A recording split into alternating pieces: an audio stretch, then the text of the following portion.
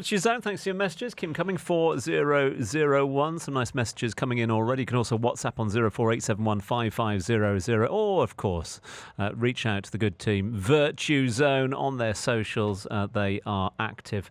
25/8. Forget 24/7. That's very 2020. No. They've moved on since then. We've got Neil Petch, the chairman of Virtue Zone, with us here in studio. We're talking cash flow at the moment. A challenge for all SMEs, including UAE-based ones. Dubai-based accounts receivable platform Okta has found that 87% of SMEs are consistently being paid late these days. It takes an average of 40 days to collect payments post-due date. So you've realised there is a problem. Let's talk fixes if we can. We've got a special guest joining us here in studio. Reham, I'm going to start with you as well for a bit of advice. Any tools or tricks you use in the events industry to keep on top of costs and timelines? Absolutely. I mean, we have to work with systems. So we've managed to have specific systems and tools where we can manage timelines. So we have to have like a clear timeline in terms of when we contact the clients, when we deal with our vendors. Especially being in events, we have to be super detailed. So we are detailed in the payment plans. It has to be super clear. We also have to be very clear with the vendors when we deal with them, because they're our extended hands and arms, our partners, basically, to be able to deliver like a proper event. So basically, it's the details. It's what we like, the tiny little bit details. The devil is in the detail. I suppose it's looking at money in a 3D way. If you just have a spreadsheet, this is how much it's going to cost me, this is how much I'm going to receive, that's 2D and it's useful. But when do you spend the money? And if you're looking at it 2D, you probably spend something in some cases too early and don't have cash available for something, and that can have a really negative impact. Absolutely. I think that's very relatable, and we've worked with companies across different industries, and one common pattern that you see is the late payments. And this is a very simple problem compared to the legal issues that you face, but that's a very common one. And what happens is you're a startup, you're very excited, you land one major client, everyone's across the table sharing cake and celebrating, and at the end of the month, you don't get paid. You have employees that you need to pay, you have commitment to suppliers, and then all of a sudden you find yourself facing an issue, right? So how could you possibly deal with that? And the reason why you found yourself in that situation is because you did not have the right legal framework in place, enforcing your clause, making sure that your client is paying on time. So in order for you to have this in place, you need to detect it early on. But what should, at that stage, what should a legal contract say when you're getting into it? I know that's not every sort of, but are there sort of specifics that they should say before getting into an agreement with a client? Yes, it really depends on your requirements, how fast you need to pay. So in this situation, we're talking about events company, you need the founders agreement, you need the client agreement, you need freelancer contracts, and all of these can be in place. And we've had cases where the actual client saved himself about 200K in legal dispute from a very simple legal framework. We're talking about contracts here, so this is something that's very basic, but could save you a lot down the line.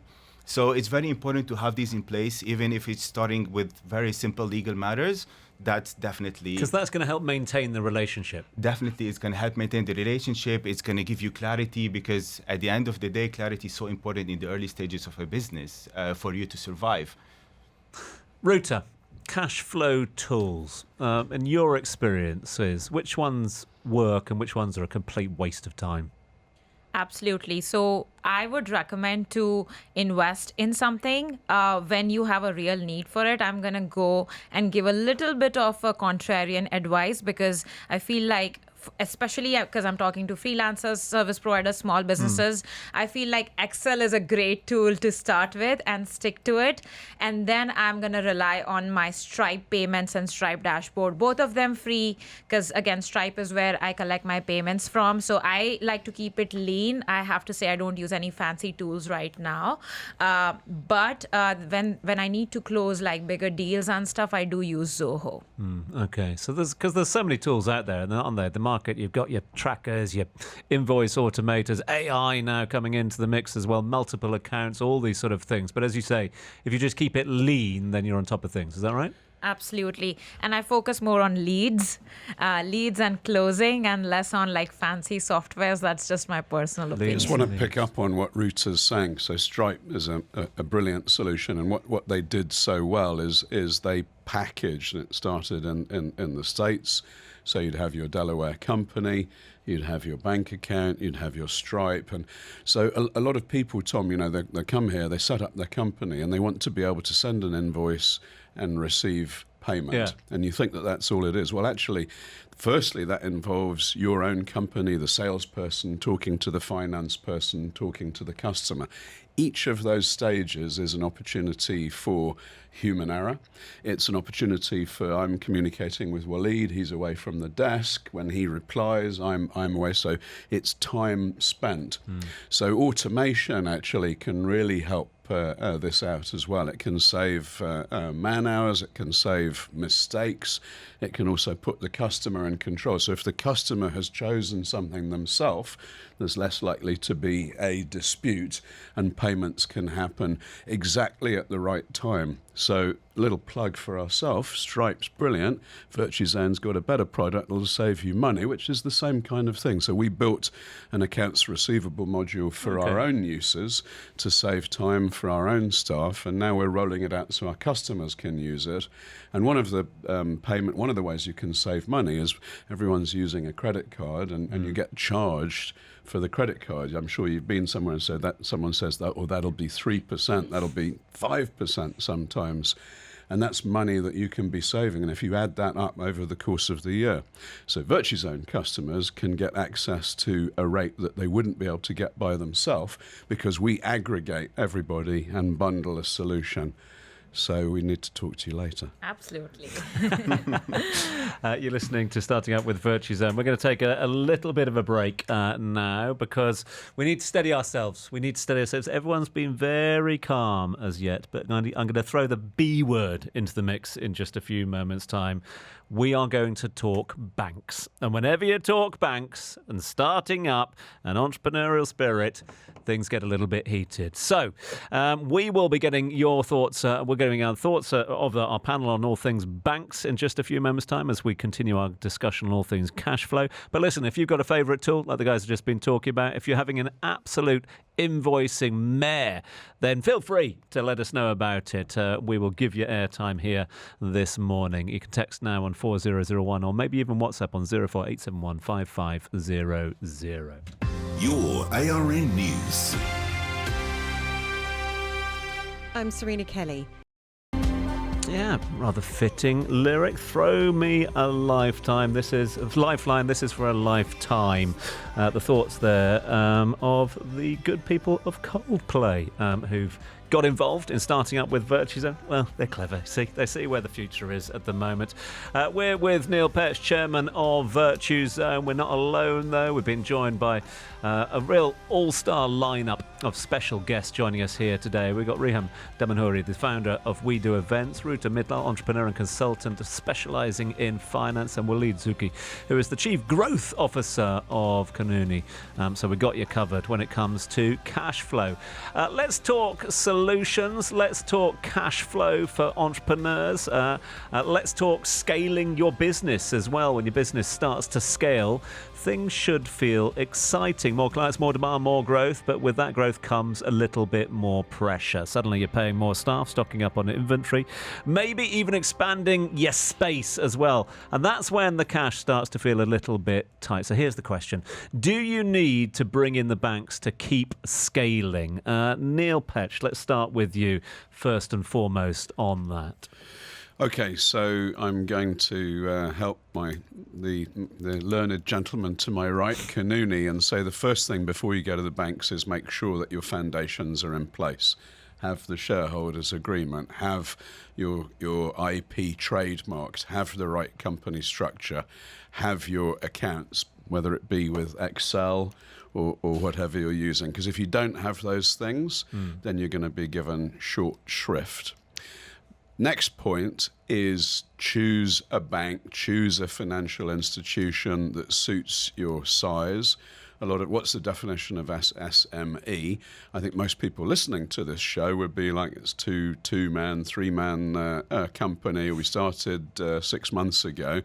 Some banks, well, we need to see 2 years of audited accounts and so on. So choose your battles.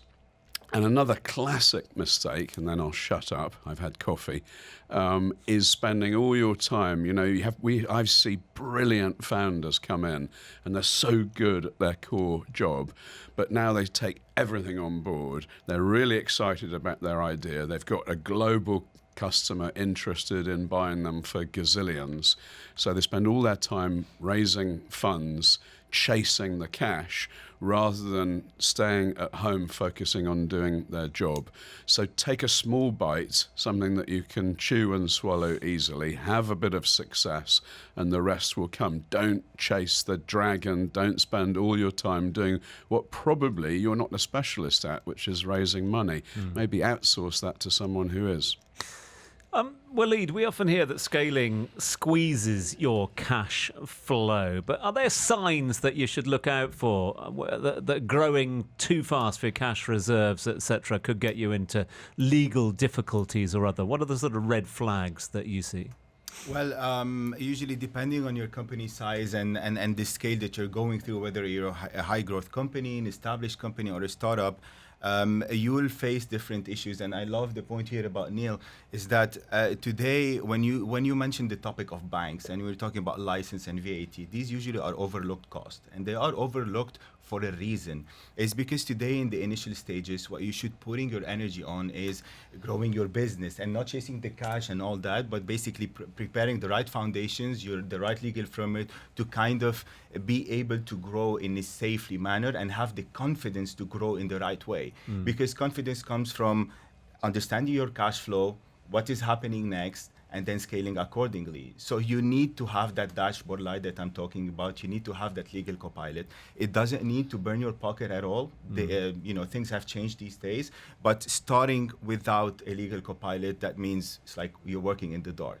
And that's something you don't want in the early stages. And this is a point I wanted to make a little bit earlier on. This sort of fits in as well. And Roota, let's ask you about this one. This idea of optimism. I mean, you go into a business with optimism. Otherwise, you're not setting up your own business. You're not starting up, going in with pessimism and going, oh, it's all doom and gloom and it's not going to go anywhere. Does that optimism blind common sense, financial common sense? And how do you find that balance? Absolutely.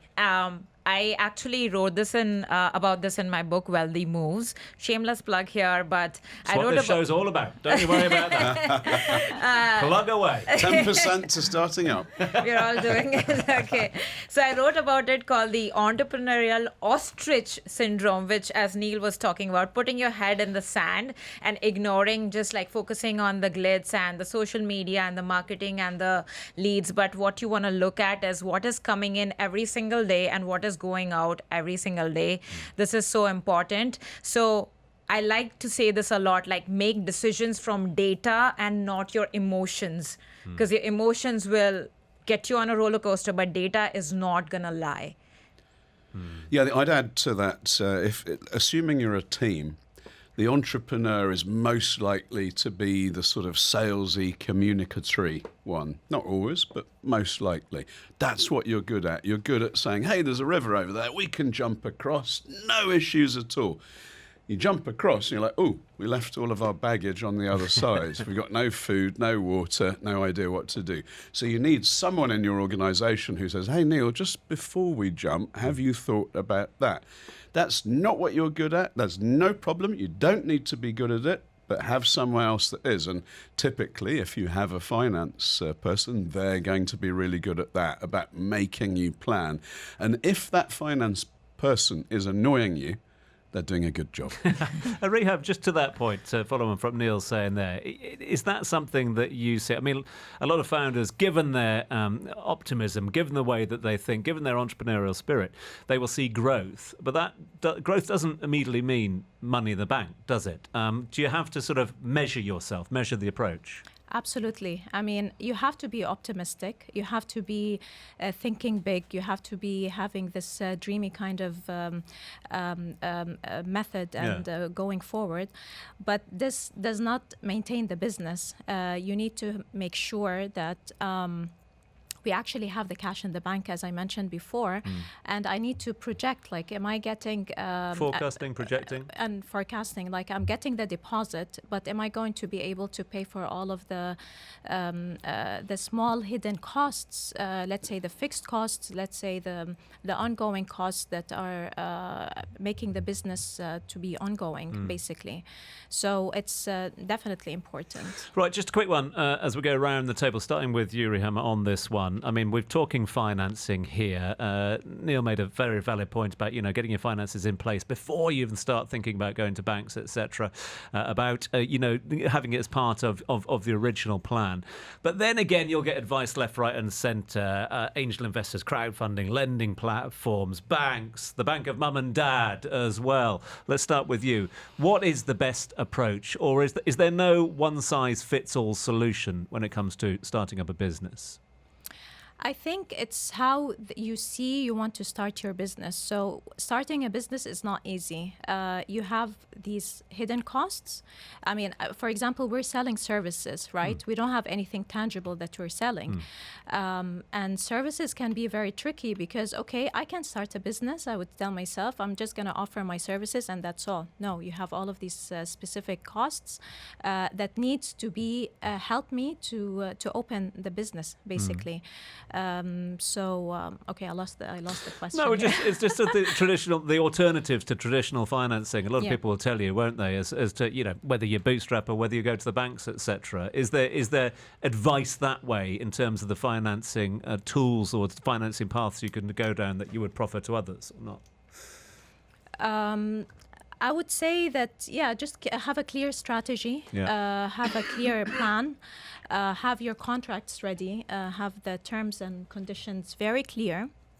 Because one of the red flags I wanted to mention, one of the red flags is that if you have everything clear and you have a client who's questioning all of these payment terms and all of these details, then you would say, okay, this client is going to be a little bit causing some trouble in the future. So, having a very clear strategy, definitely. Roota, bootstrapping, angels, crowds, parents, banks, where do you go?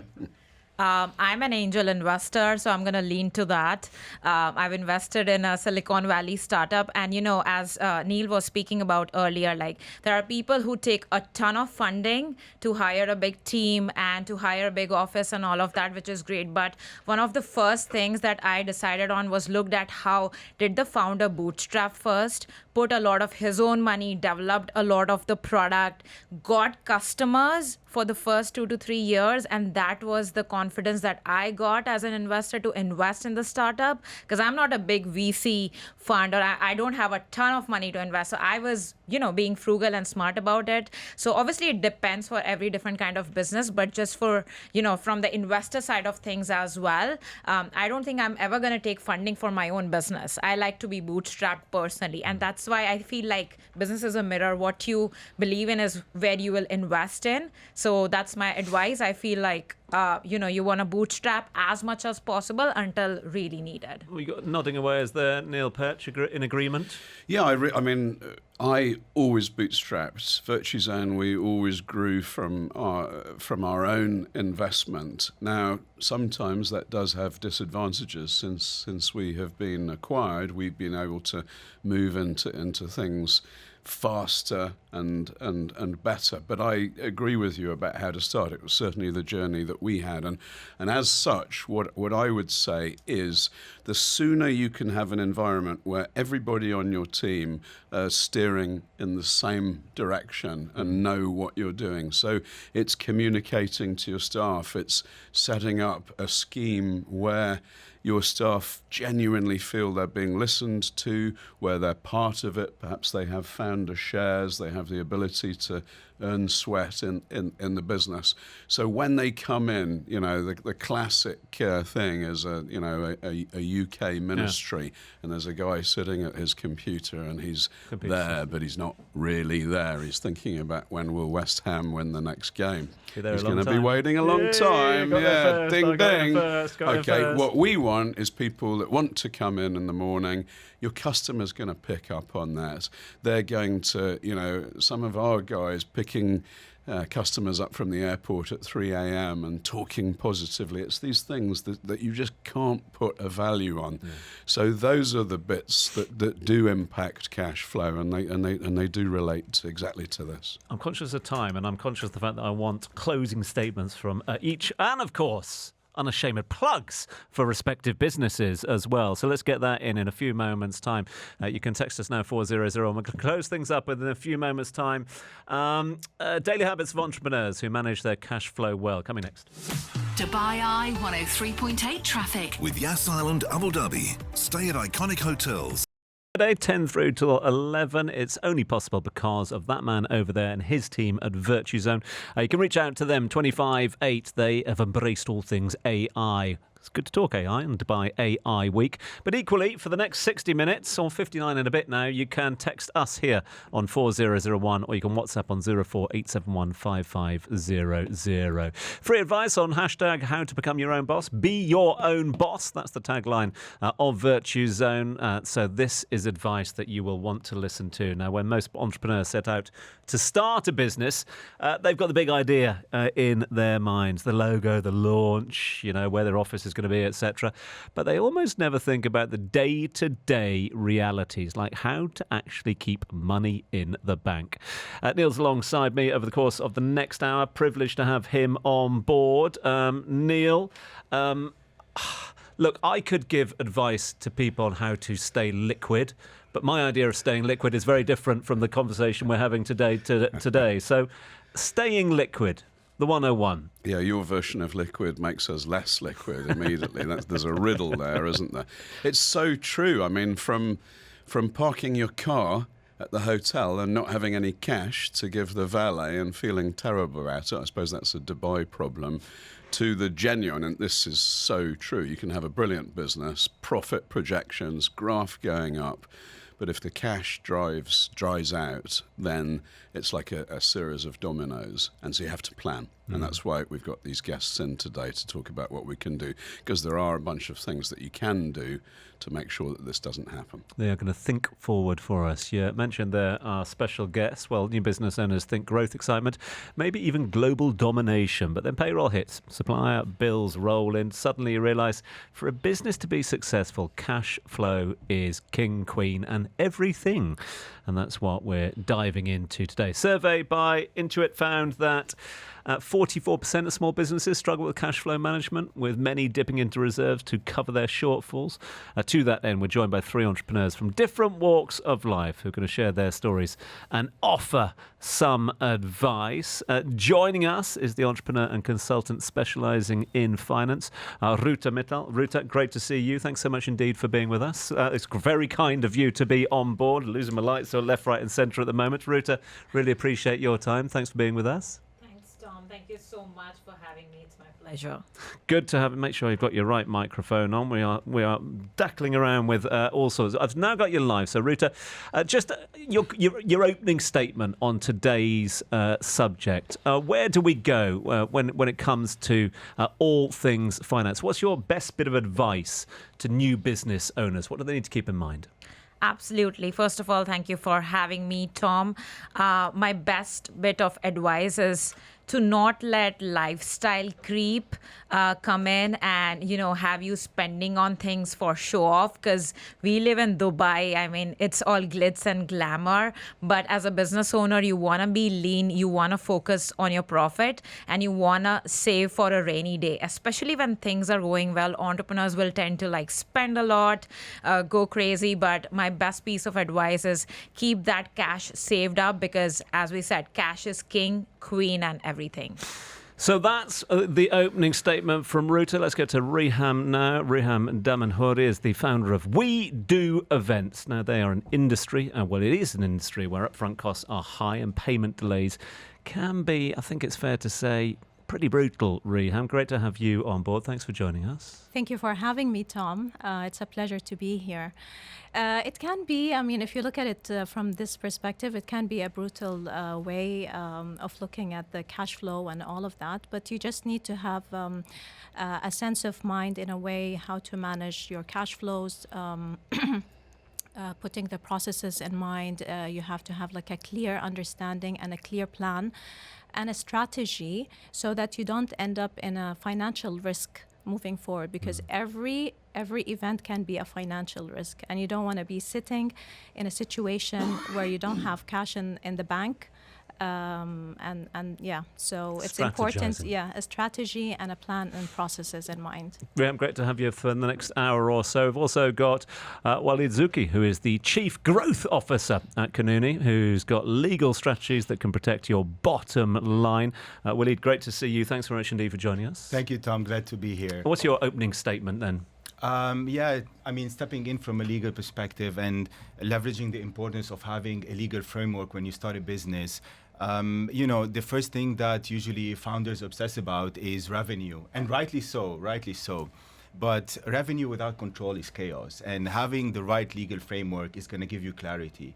And the clarity at the early stage of a business is extremely important. It gives you the confidence to know whether you can scale up, you should shy away, and how you could proceed moving forward with your company. So having the right legal framework is going to avoid you a lot of issues. It's actually going to help you grow faster, grow better, and knowing how to run your business in the early stages. Love this. We've got great advice already in the first 10 minutes. Okay, let's kick off with what's really going on behind the scenes if we can. You've got money coming in, it's just not coming in fast enough.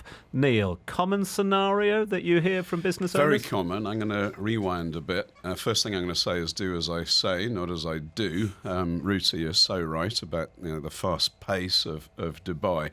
I suppose the entrepreneur's equivalent of that is you set up your business and you want to set it up cheaply. So firstly, be careful. Make sure you've set up the right license. Make sure that you have used a company that actually can help you get your bank account open, because some companies out there, they just sell you a trade license and you're away, you go and do the rest. No, there's no point in having a trade license if you don't have a bank account, if you don't have a phone, if you don't have the ability to employ staff. So make sure you've got that right. That means making sure you've got the right activity, which means that when a payment comes through into your bank, it's not stopped by central bank. So that's the first point. The second point is how you choose to spend your money. I suppose the entrepreneur's version of what Roota was talking about is, we've just started our business. Let's buy 6 laptops for the staff. Let's have a lovely office. Let's spend. You've got to be careful. You've got to plan. Personally, I always say spend your money on staff and spend your money on getting leads, because if you start with that, then the money's going to come in. Good starting statement from all of the team. Okay, Reham, I'm going to go to you. You talked about the events business there. When you look back on your journey and experience, what did you wish you knew now about cash flow before you launched your events business, We Do Events? So when I first started, I was always especially focused on getting leads and getting this client and having a glamorous event, having a beautiful event to impress everyone. The thing that I needed to focus on is the amount that I'm getting, the cash flow, because when you get paid, you get a deposit, and then you have all of these payments that you have to pay for, booking a venue, getting all the vendors, the suppliers, and all of that. So it's important to have a projection on how much you're going to get, so that if all works out, you will be having another event and you will plan accordingly. So not only focusing on that one client that would get you the revenue and the profit, and not only focusing on the profit, but also focusing on the cash flow that's coming in and what I have in the bank, basically.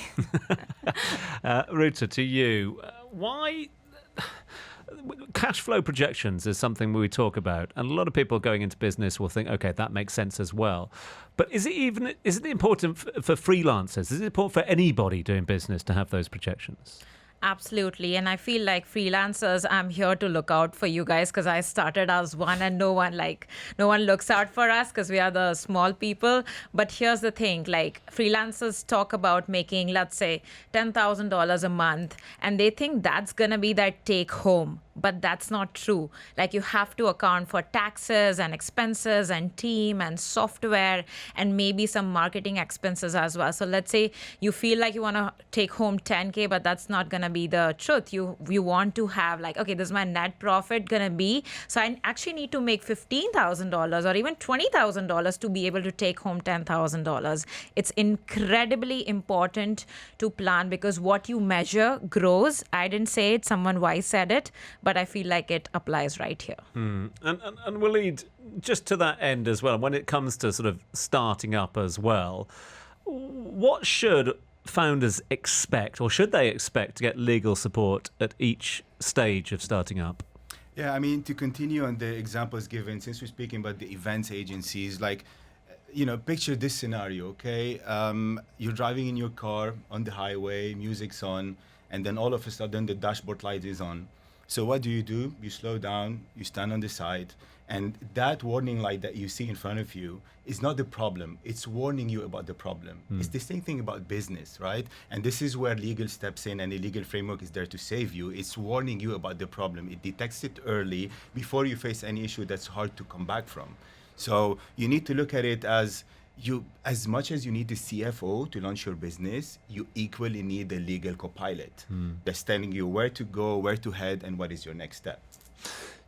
Neil, you founded several companies during your illustrious career, and you've also helped a number of thousands of others, nearly hundreds of thousands, well, tens of thousands of other founders see their visions come true. What, in your experience, what's the sort of foundational step, the foundational building block that most often gets skipped or ignored? I think the thing that people miss, because they're so enthusiastic about their business and they start to spend money that is not yet in. It might be, they might have a booking for it, they might have an order signed, but the money's not in the building, and they start to spend it and they over-expand.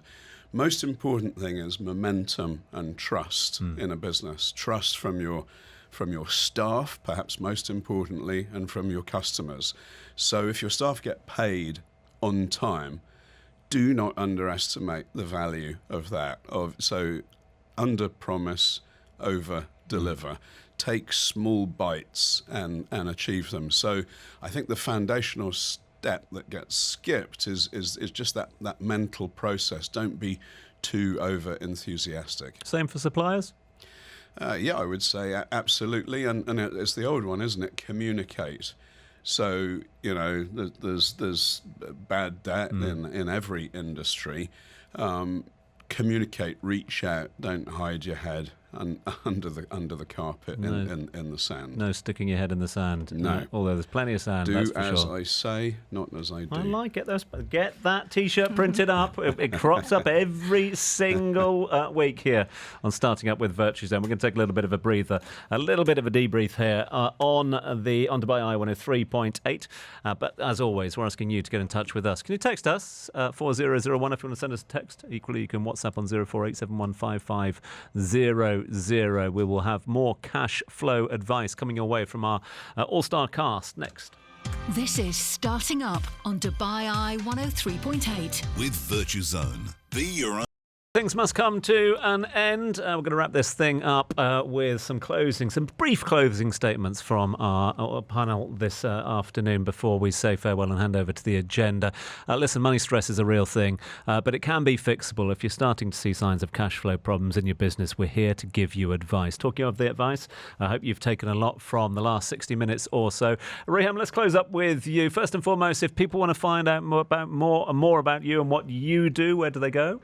You can find me on the website, we do events.ae, or on Instagram, we do events with a double S. And final little bit of advice for our listeners out there. The best thing you ever did for your company's cash flow? The best thing is that I'm going back to that point, but I had systems and I had the processes to do that. So I was managing the timelines, having some buffers, and working on the relationship that I had with my vendors and the vendors that I'm working with. Also, the expenses that I'm spending on, the tiny little details. So being very conscious about that. And being very, very strict on the payment terms. Good stuff. I really appreciate your time this morning. Thank you so much indeed for joining us on Starting Up. Roota, if people want to buy the book, where do they go? They go to wealthymovesbook.com.